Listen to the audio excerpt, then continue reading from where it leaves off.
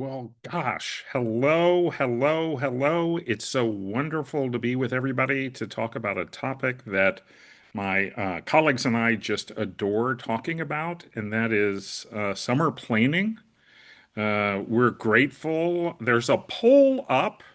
If you can just help us understand who's on here, who you are, what your background is, whether or not you're a parent or a student or an educator, what grade you're in, that way we can endeavor to make sure that we're fitting what we talk about to the sort of profile of the folks that are joining us this evening. A couple of housekeeping details as we wait one more minute for everybody to join. Housekeeping detail number one, we will be recording this and sharing the recording tomorrow. We'll share a couple of other things in that follow-up. And then the second thing is invariably, folks have questions. That's why you came. Please use, if you can, the Q&A box as opposed to chat. I am officially in charge of wrestling questions, and it'll be easier for me to do it in Q&A. I will tell you, as expert as my colleagues are, they can probably do real-time summer planning live in a Q&A box. I can't. So I'm ill-suited to give you advice on where to go, though in a minute I'll give you advice on where to look. I think we're going to dive in. Let me start by introducing myself and our incredible panelists this evening. I'm Bob Carlton. I'm a senior coach at ESM Prep College Matchpoint. I work with students and parents. Um, we have a website that has a resource called Summer Matchpoint. If you just Google it, it has a data set of over 2,000 different summer programs, and it will do a much better job than I ever could in Q&A helping you figure that out. Our panelists this evening are the people you would want to go to and have a cup of coffee with and talk about what should my wonderful student do this summer. Margot Peabody is the Associate Director and Dean of Admissions at Andover Summer, part of Phillips Academy. It's possibly the most prestigious high school program in the U.S., and she has decades of experience working with students and parents, and she'll bring that to bear. Allison Randall is also a senior coach and a colleague of mine at ESM Prep. I think she possibly could do volunteer summer planning 24/7. You'll see her passion and love for it. Jenny Evans is the managing director of Reach Cambridge, which is a pre-college program in, of all places, Cambridge, and is just sensational about helping families understand why they might consider going across the pond for a great experience. And then Riley Wieners is a college coach at ESM Prep.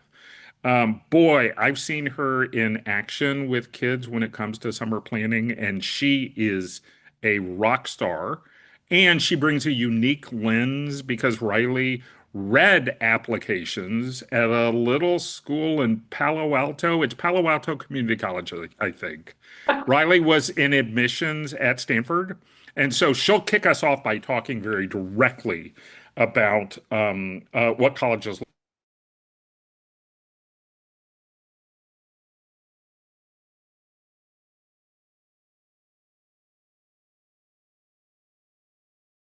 tutoring sessions in summers than anybody else on this Zoom. And Michael's going to talk a little bit about why increasingly summers include test prep and sometimes academic tutoring, because for some of these kids, they need that help. That's your panel this evening.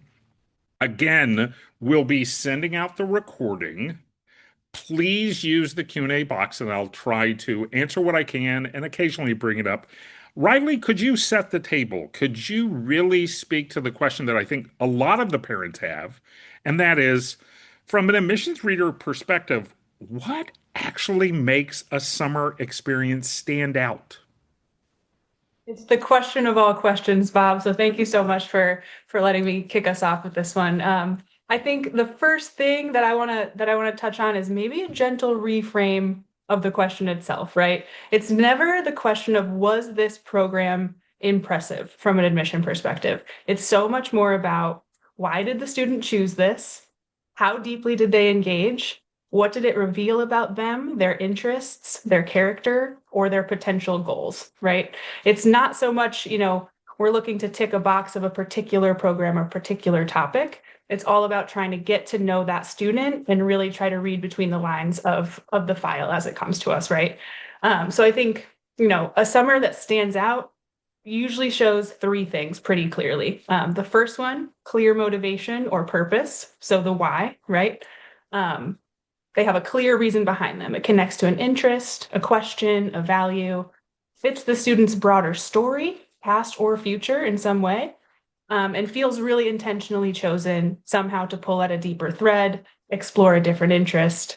It's never default or completely kind of random on the profile. The second thing I think is evidence of engagement and depth. So kind of how did the student engage while they were there? Um, sustained development over time to a particular interest or topic. They show ownership, responsibility, initiative, intellectual curiosity, and ultimately shows that they're willing to go beyond sort of minimum expectations or beyond the immediate sort of exposure they have in their local school or community. And then I think the third one is a specific outcome or change, right? So the so what, like what did this, how did this change the student's perspective, trajectory, or story in some way? Maybe they have greater clarity about interests, a new skill they can now share elsewhere with different levels of community back at their school or their peers. Maybe it's a prototype developed, a business plan fleshed out, or some kind of community impact as well. So I think and the last kind of thing is continuity. Like how does this fit with the rest of the file, right? It's not, is this student just trying to impress me? What are they bringing to this program? What are they leaving with this program ultimately? Yeah. That's so helpful, Riley. Could you maybe give us an insider's point of view on when you read a student's file and you looked at their summer activity? How could you suss out the difference between genuine engagement and sort of resume padding? And someone who clearly did something just because it looked good to a college versus the real exceptional that schools like Stanford really look for. How do you suss that out? Yeah, that's a great question. I think that's the goal of admission training, really, to be reading. It's one of the easier distinctions to make, I think, because genuine engagement leaves fingerprints, right? Or has tendrils of some kind. And usually you can really clearly see like, oh, they pursued this particular interest as, something that as a way to expand on this story that happened to them in their background or this question they have about how they can make a better impact. So I think, yeah, those tendrils and those threads that you can pull on can really kind of make an activity come to life. And often you'll see that sort of echoing throughout the rest of the application. It's not just the activity list or the resume line, right? That's a topic that they explored during that activity comes through in their writing, in their personal statement, in their characteristics as that come through in their letters of recommendation. It's sort of echoed and anchored as you gain momentum through a file. And you can, the flip side of that is maybe there's just a random impressive brand name or line on a resume that never really comes to fruition. And it's really hard to sort of locate within their larger narrative and story. Does that kind of make sense? It does. I'm curious if you've been so helpful on being on the admissions side of the table, metaphorically. Can you switch to the college counselor side of the table? You work with so many seniors who are hearing yeses and nos, lots of exciting yeses from colleges. Can you, obviously anonymized, share with us a situation where that student recently heard a yes and that summer activity may have made the difference? It really showcased what made that student so distinctive. Absolutely. Yeah, so I have, a lot of examples running through my mind, I think. One of the most powerful ones for me recently was a student who was doing some personal self-exploration on like self-discovery about their culture, about their background, connecting with their grandparents, and kind of discovered that a language that her grandparents spoke was slowly sort of endangered and kind of, disintegrating. She, upon like learning this about herself, then founded actually, I'm sorry. She went to Yale Young Global Scholars summer program, connected with students who had similar sort of global perspectives, global interests, concerns of a similar nature. Really left that program completely changed. I mean, I barely recognized her when I met her. She was lit up, completely inspired. She met people that she could continue these conversations with. And eventually it led actually to her founding her own nonprofit, kind of helping to revive this language and this culture and preserve this language and this culture. And it has a lot of different iterations, but I think this summer program really set the groundwork for her to take off into a new direction with new skills, new ideas, tons of different tendrils, right, on this one sort of interest that she was able to connect with through mentorships, through faculty, and through her peers. And I think even if that program itself wasn't the turning point, for the admission office, what it led to and what it changed in her and what it brought through the application eventually was the pivotal point, if that makes sense. Absolutely. Before we shift to our colleague Allison, one last question. I know you have many, many families who, when they're doing summer planning, may come to you and say, if my student does this Stanford program, is that going to give them a leg up in college admissions at Stanford? What's your answer? Oh, I'm sorry, was this for Allison or for No, me? this is Oh, for the you. This is for you oh, from a straddling Stanford and college coaching. What's your answer on is this going to give them an advantage at Stanford? So a little bit, a little yes, a little no. I think colleges like to keep it in the family to a degree. But there's also the other side of the coin where they are competing with these other Ivy plus schools, and they recognize that if, a Yale admitted a student to a summer program, then they're probably strong enough for our programs as well. So it's it's not the end of the world if you do, a program at a competing school. I think it's so much more about how that adds to your story. And, ultimately, if you're applying to Stanford, they want to know how you're going to enrich their community and eventually, enrich their future as a program as well. So it's not so much about the name of the school. It's about the lessons learned, the questions brought into the program, and eventually how that served the student in some way. Yeah. Oh, that's so great. Thank you so much, Riley. Allison, can you start us with sort of the next question? If Riley talked a lot about the why, Allison, could you talk a little bit about the how? How should summer goals differ from ninth grade to 11th grade based on your work with students? Absolutely. Hi, everybody. Thanks for joining us this evening. I would say anytime we're talking about summer, there are some key words that really I feel like are so helpful in this process. Number one is curiosity, and this is a through line through summer, and it's also a through line through college applications. Anytime a student is being curious and pursuing that curiosity, it's always good news, even if it doesn't lead them to a place they want to stay. Curiosity and exploration are good for kids, good for humans, and ultimately give great stories to tell. Again, I always tell students, try it on and see what happens. Because ultimately, it's that reflection on the experience. You don't have to discover your dream job the summer after your freshman year, but you might try something out that helps you realize what you don't like, which is real helpful. Students always, I feel like, are a little worried about, if I do this, like, am I stuck? Like, if I try engineering, is that it?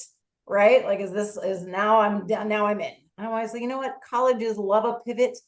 Humans, teenage humans, all humans are growing and changing, right? And so if you try on an engineering summer program and are like, no, thank you, and wherever that leads you, that's interesting.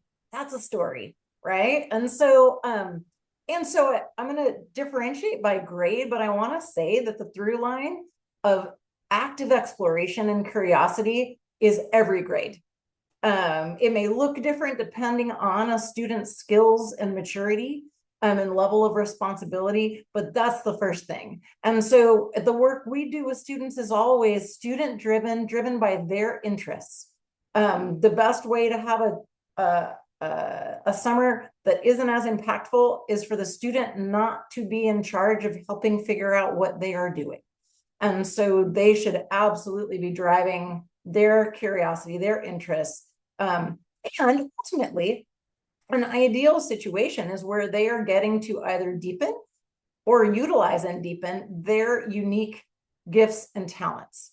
And so for ninth grade, so summer after eighth grade or summer after ninth grade, this is all about exploring and discovering interests. So I always ask my students, what is something that you've maybe always wondered about or always wanted to try? This doesn't have to be academic, right? I had a student who was like, what is pickleball? Like, why is everyone talking about it? I was like, why don't you give it a shot? See what happens, right? And so it's really about starting with questions, right? What energizes you? What are you interested in? What are you curious about? What is something that you wish someone would do something about, right? All of those questions. So ninth grade is really low pressure, explore, discover, reflect, right? And that's really where parents, we're going to talk about this a little later, but that's one of the key things that parents can help with is helping the student kind of process what they're doing and what they're experiencing so that they do think about it a little bit and they do start building that reflection muscle. Somewhere after 10th grade, we're looking to deepen a little bit, maybe be a little bit more intentional about skill building, maybe even activities that might be testing out a potential career, potential major. So this is a great opportunity to do, this is summer after 9th and 10th grade, especially 10th grade. If the student is going to do a pre-college summer program, this can be a great year to do that. They're mature enough to do it. They're trying on college life, maybe a little bit. And now they're testing out, do I like finance? Do I like sports analytics?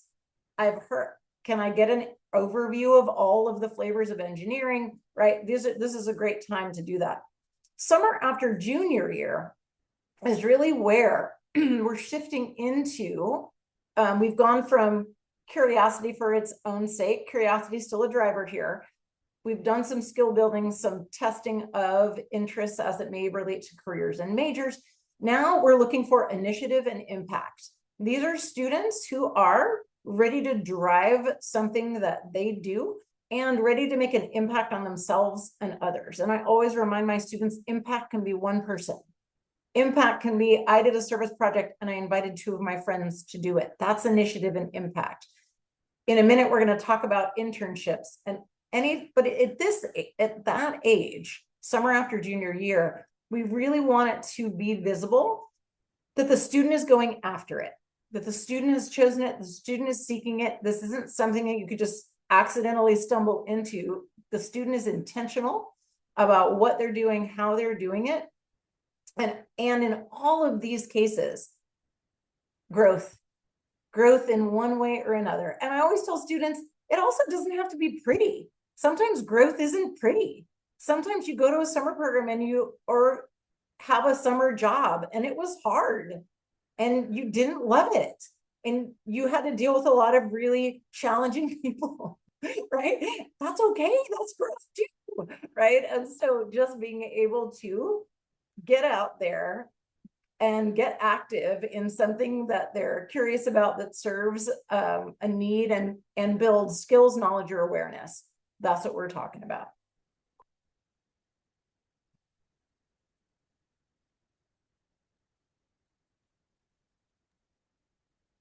Bob, you're muted. One question that I think you probably tackle so many times with families is, isn't this just Google Maps? Shouldn't I just do this, this, and this, and my student will magically show up at Cambridge, either one of them, or Ann Arbor or Austin? Isn't this just, I need to do these things because it looks good to a college? No, absolutely not. A great question. If we are letting a student's interests, skills, and abilities lead, It's going to be organic. It's going to evolve along with the student. And, when Riley's talking about a story, it really is like when you are explaining it should sound like a story. So I did this thing and it really wasn't what I expected. And so the next summer I did this other thing. And at that thing, I learned about this other thing that I'd never heard about. And then I started to explore that. And it's like this, I did this, which led me here. I did this, which made me ask this question, which led me here. And then I tried this thing. And all along the way, the student is growing and learning. And so done well, I will read like a story that honestly is very unique to that student. And when I talk about a student's unique gifts and talents and interests, like I had a student a couple of years ago who spent her life on horses. And so one of the things she discovered she really wanted to get involved with was equestrian therapy. And so that was something that, yes, anybody could have done, but especially for her, she brought such passion for it already and such skill that when she went to volunteer at the equestrian therapy place, it made a big impact because she could do all the things, right? And then she got to see another way that the skills that she had already developed could be used. And so that is that is like the gold standard of a sweet spot. And that just came from that student following a passion and saying, what else could I do with this summer, right? And then we just researched, and then we found this organization, and there she went. So it is super organic. Yeah. Allison, you mentioned internships, jobs. I know there's a bias sometimes of a parent to say that just doesn't pop. You hear a word like passion project or hook. When does a job or an internship maybe matter more than a more formal program? Absolutely. So those two words, initiative and impact, all about why a job or an internship matters a little more. Also, I would say jobs to one degree and internships to a lesser degree involve sustained commitment, right? You got to show up every day. You got to be around people that maybe you would not be around otherwise. And so there's a certain, I always tell students, if you can hold down a job, colleges can see that you have the skills to be a good college student. You know where to be, you know how to show up, you know how to take direction, you know how to interact with all different kinds of people. And so, and I always tell students, never underestimate the power of a summer job. And again, we're focused on summer here, but it's really when the student has time to engage. If it's winter break or spring break or whatever, it doesn't have to be summer. That just tends to be when students have a little bit more time that they could kind of play with a little bit. And it doesn't have to be like a glamorous job either. It could be bussing tables. It could be making coffee. It could be cleaning out, pet cages or whatever. And so all of those things really show maturity, responsibility, and the ability to keep showing up. Internships, Riley and I are going to talk about in just a minute too, to talk about kind of when, and maybe Riley, maybe you could jump in here and take us into like internships and what is it for a high school student, and like, how does that impact and compare? Yeah, no, thank you so much, Allison. I wanted to just also reiterate what you said about jobs. Admission officers love summer jobs or even jobs during the school year for exactly what you said: sustained commitment, accountability, showing up day in and day out. And that's something that you can't always grasp from other activities. So I just wanted to drill that. But yeah, so the word internship, I think, sounds really fancy, but it can take a lot of different shapes, right? So sometimes it's more of a shadowing experience. The student reaching out to someone in their circle that does a job they might be interested in, right? And if they can kind of self-advocate and finesse that sort of experience for themselves, that shows a lot of initiative, back to that word Allison was saying, and also a willingness to explore, a willingness to sort of get your hands dirty, to learn a specific system or a specific, industry. So I think that's the benefit of the internship. There are, of course, more formal internships where they're more sustained. It's more of a job. You might even be paid for it.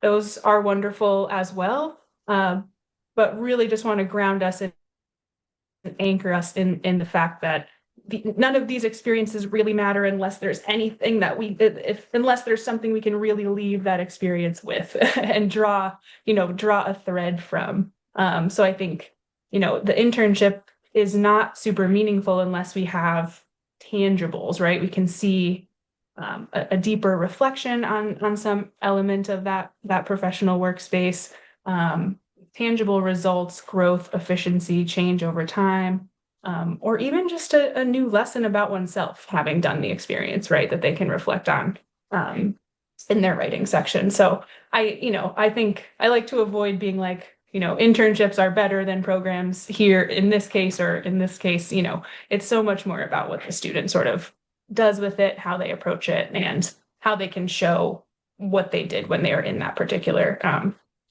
setting. Yeah. Thank Riley, you, Riley. you and Allison have both mentioned storytelling.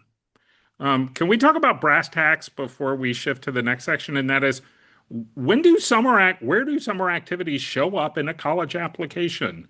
Allison, you have so many of those students fresh in your head, seniors you work with. Where do these summer activities show up in a college application? Say the first place they show up is in the college list. And so as students are figuring out what they are interested in and they're testing themselves and exploring, a lot of times they discover programs and majors that they're really interested in, which actually drives which colleges they choose. And so that's the first place you see it, is in the choices they make as they're building that college list. Within the application, there's a few different areas. One, of course, are the essays that students write. So there's the main personal statement, and then many colleges will have supplemental essays, additional essays specific to that college. And very commonly they ask, what's an experience, or tell us about a time where you made an impact. What's an experience you had that contributed? How did you contribute? Sometimes you're responding to a quote, whatever that is. Those are always the perfect opportunity. They're asking for growth. They're asking, or what unique perspective do you bring to this college? Well, that's a great example of how maybe you either developed this awareness or skill or knowledge or perspective, or how you contributed it, right? And so those can show up in essays. In addition, some colleges will allow a resume, in which case, absolutely it goes there. But whether a college asks for a resume or not, there is an activities section where you outline how you spent your time out of the classroom, and it absolutely goes there. And so those are, and I would say sometimes, I've had students have experiences over the summer where that person then writes a letter of recommendation about the student and their experience. And so they can also show up there. And I always tell students, be authentic, but be intentional about building relationships with potential mentors as you are engaging in these experiences, so that you can stay in touch with them. And then potentially they may become someone who might write a letter of recommendation for you. That's so helpful. Thank you so much. We're going to turn our attention now to another category of summers, a category that for many students is really exciting, and that is the more formal pre-college programs. They're set in a college or a high school. They oftentimes have a connection to the school. They tend to be really varied in terms of format and topic. And we're so lucky to have two different folks who work at incredible programs. And I wonder, Margot, if you could start us out with helping our folks this evening understand, from your standpoint, what separates a high quality academic summer program like the one you work with at Andover, from one that may sound impressive but is more resume bling rather than powerful to the student? What sets it apart, Margot? That's a great question. And hi, everyone. I'm really thrilled to be here. I think the thing that sets really stellar summer programs apart is looking at what the deliverables are and looking at the program of study and the plan of the day. When I say deliverables, it's how is that child stretched? Are they learning to think outside the box and critically analyze? Are they in a classroom with students from all over the world whose lived experience is so very different from their own, and they're trying to come to a greater understanding together? That's where the magic happens. So, looking at who attends the program, who the educators are in the program, looking at the course content. If it's just the same old courses that the students can get at their own school, that's not going to lead to that authentic growth that both Allison and Riley are talking about that adds to the story. There needs to be a point there where the student is stretched and then encouraged to continue past that. That's where that confidence comes from. And those connections that they build, they're going to keep those forever. That becomes a whole nother community that they're a part of, that they live and learn from. In addition to the academics, do they have independent living? Is that something that that student needs? Do they want to test out what it's like to do their laundry, get to their classes, get to their meals on time, turn their lights off? That may seem small, but for a student whose goal is to get to college, part of that is, are they capable of doing that on their own? And is the structure of the program one that builds in opportunities for the student to grow in that way? I think those are all of the deliverables that you're looking for in a program that separates the spectacular from the average. Jenny, you work with a program in the UK, and I know Riley, Allison, and I, working with students, increasingly see parents in the US consider international programs. From your perspective, being at such a high quality summer program, what do you feel like sets apart a high quality academic summer program from resume bling, from just students' activity stacking? What makes the difference from your perspective, having seen students work that you work with? Thank you. Hi, everyone. Lovely to be here. No, it's a great question. I agree, first of all, with everything Margot said about the deliverables, and it's very much the academic part of it, if they're there for that, and the university, pre-university experience. But things like going with your new friends to do the laundry cannot be underestimated, and those sort of impacts that you can take away from it. So I think it's thinking about the deliverables, but also the structure of it as well. So how the classes are structured. Are there different things outside of the classroom, like activities, excursions, how it sort of fits as a whole, so the students can kind of think about all the different skills that they're learning and having this sort of transformative experience, both academically, but outside of that, and growing in that confidence. And as you say, Alton, using that curiosity. And I think it's then allowing them to, thinking about the teachers who's teaching the courses, how dynamic are the lessons, how hands-on is the learning. Are they able to get outside of the classroom to make the most of the environment that they're in? Because that's a whole other new experience and really tangible for them to have, to make the most of the international environment, if that's there, as you say, for Margot, for the different programs and, talking amongst different students from different experiences. So I think all of those really elevate the experience and allow the students to take away so many different aspects that they can carry on to when they're planning for the future. It's so helpful. Thank you. I'm curious for both of you, maybe we can start with Margot. Um, what do you suggest families look for when they're evaluating the rigor and structure of a pre-college program? Of course, they're going to look at cost and time and length and format, but how should they really distinguish whether or not this is a great match for their student? It's a great question, and one that I think many families ask all the time. I think Jenny's not wrong. The first way to start is the course catalog. What are the courses that are being offered What's the content of that class? What are the texts that they're using? Are there guest speakers? What are the outcomes? Are they just a basic exam style format? Is it a project? Are they designing a company and presenting it Shark Tank style? Are they traveling to apply what they've learned to creating or curating an exhibit at a museum? Those are the opportunities. Those are the meat of the program that you want to look at. How long are the classes? Are they 40 minutes? Or are they 90 minutes? Are they taking two classes and then the rest of the day is free time? Or are they in four classes? And who's teaching the classes? Are they students are they teachers from the school or university where it's offered? Are they coming from all over? Are they co-taught? Are they team taught? All of that creates a sense of the depth and breadth of the program. And then, of course, you want to make sure that your own personal and the student's personal criteria shines through.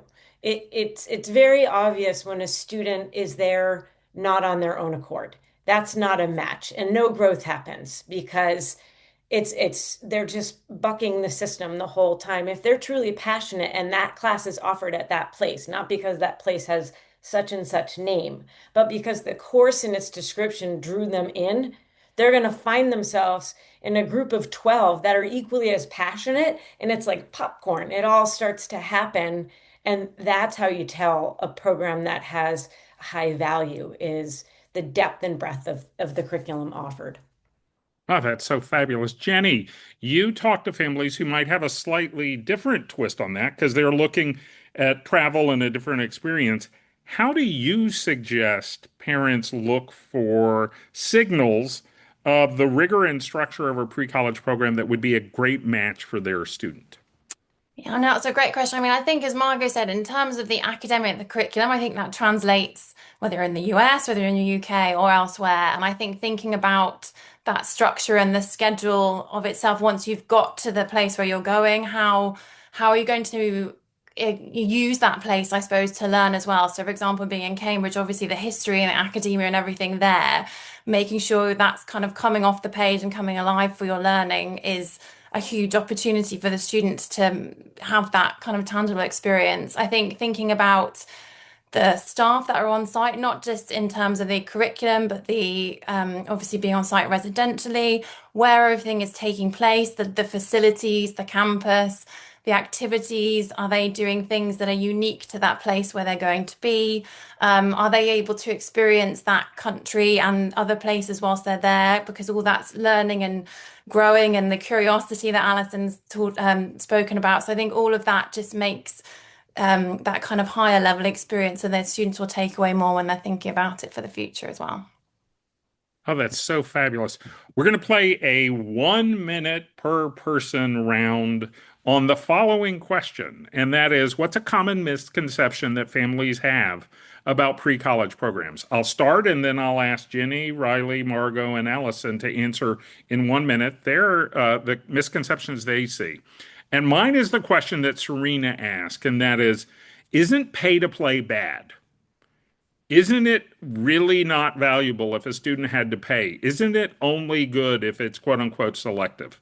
Look, parents have paid for kids to have summer camp experiences maybe since the beginning of time. It is natural to say we're going to go to this summer camp or this athletic camp. Whether or not you had to pay is secondary. What is meaningful is A, how did it advance the student story? B, how did it really connect to who they are? And C, who were they when they left that camp? How did it impact them and transform them? Allison, I'm curious, in 1 minute, what's a common misconception you hear from families about pre-college programs? Trips that students do can't be with family members. Absolutely, they can and likely are. If a student is getting on the ground in a company or in any kind of organization, likely they know someone who knows someone because they are 17 years old. And so colleges are not worried who was the reason that you ended up at the the retail boot seller. They just want to know what you learned and who you were when you left. So fabulous. Thank you. Um, Margot, you have worked with so many families. You see so many students and families come through your program. What's one common misconception in a minute that you want to share? Sure. I would say there's two. One misconception is to assume that the pre-college programs is only about academic growth. It's so much more about social growth and responsibility and understanding inclusion and belonging and creating a greater worldview. That's all rolled into academic growth. That's the catalyst. That's the light you're trying to spark and then grow from there. So that's the first misconception for myself at Andover. It's also a Andover Summer is the feeder to Phillips Andover Academy. If I go to Andover Summer, this guarantees that I will be a top candidate for at Phillips Andover, and um, that's there are plenty of awesome students that come, and there are plenty of awesome students that apply to Phillips Andover, and you can't look at one as a direct feeder to the other. That's fabulous. Thank you so much. Riley, the 1 minute round, what is a common misconception that families have about pre-college programs that you want to dispel?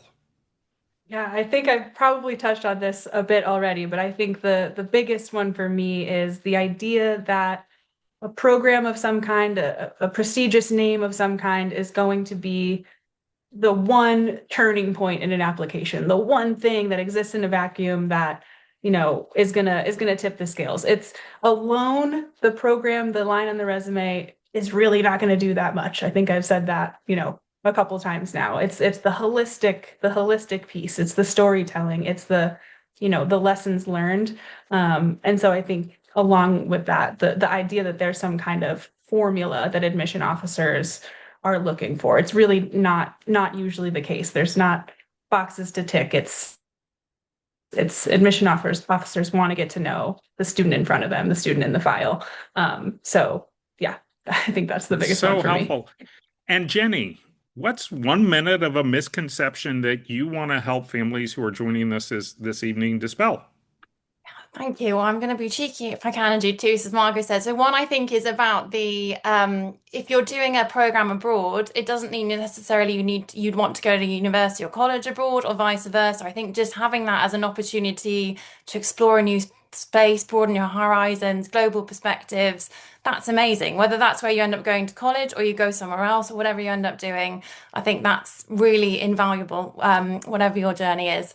And then I think the second one is, I think going back to what Alison said, every experience is valuable. So if you're in a class and you think, actually, I really wanted to do, I'm studying physics and astronomy, this is exactly what I wanted to do, and you get to the end of that 2 weeks and think, I really love this, but actually, I did a smaller taster course in architecture, and this is where I feel like I need to be now.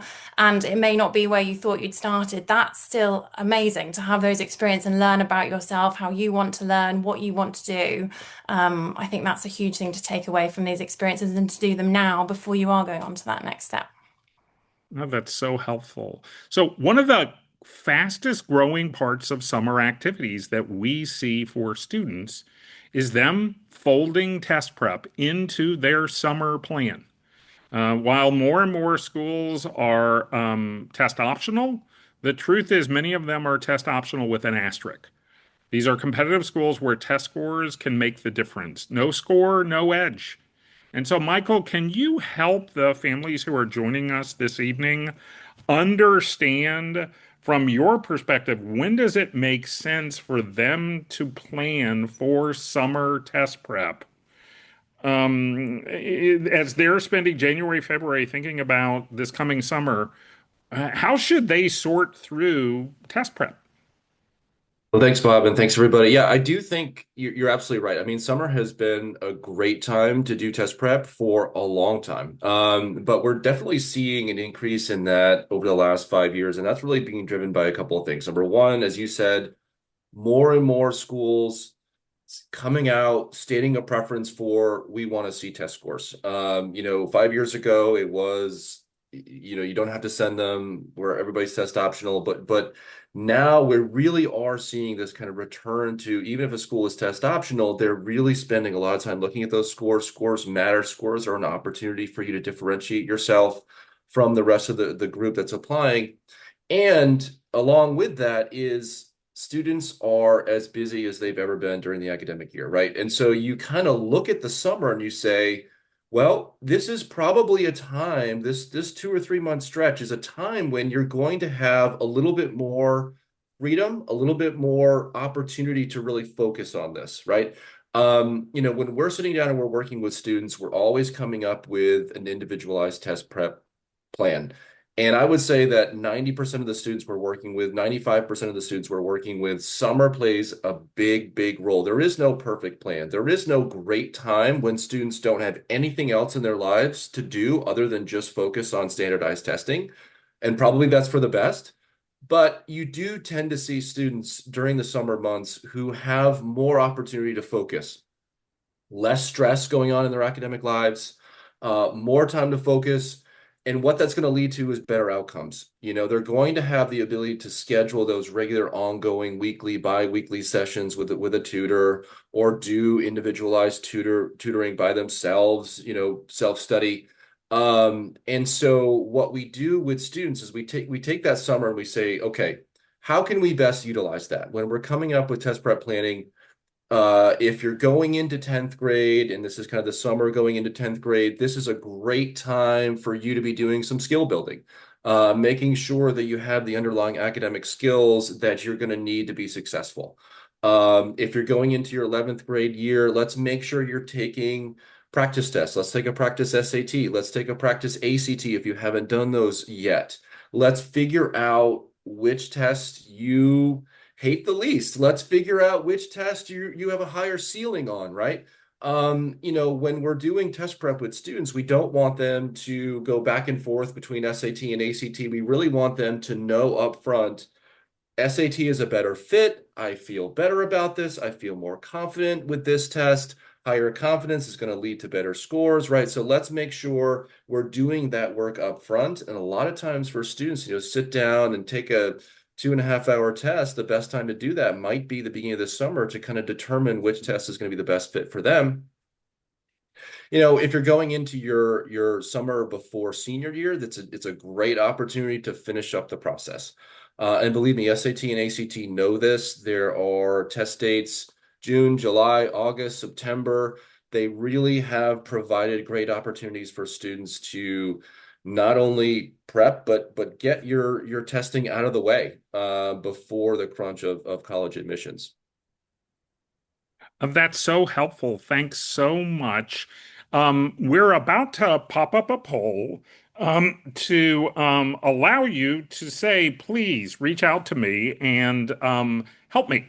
And so please feel free to just tick a box and we'll follow up tomorrow. And as you do that, I want to invite each of our incredible panelists to answer the following question. When people hang up from this Zoom, what's the one takeaway that you'd encourage them to prioritize? Other than being wowed by the incredible skills and talents of this panel, what's the one takeaway you'd urge them to prioritize? And I'm going to start with Allison. What's the one priority you're suggesting? Your student's curiosity. Engage your student in questions about what they're interested in, what they're curious about. That's fabulous. Thanks so much. Margot, what's your suggestion for that one big takeaway? Look for opportunities that offer authentic chances for growth, both social and academic. It's wonderful. Thank you so much. Michael, how about you? My one big takeaway, of course, is going to be about test preparation, and that's to make sure you have a plan. Make sure you know which test you want to focus on. Make sure you know how you're going to be preparing. Make sure you know when you're going to be preparing. Have that plan you can put right on the fridge so you know what you're doing. That's so great. Thank you so much. Riley, how about your one suggested takeaway? Margot, I was going to say authenticity, authenticity, authenticity. But I can maybe switch it up.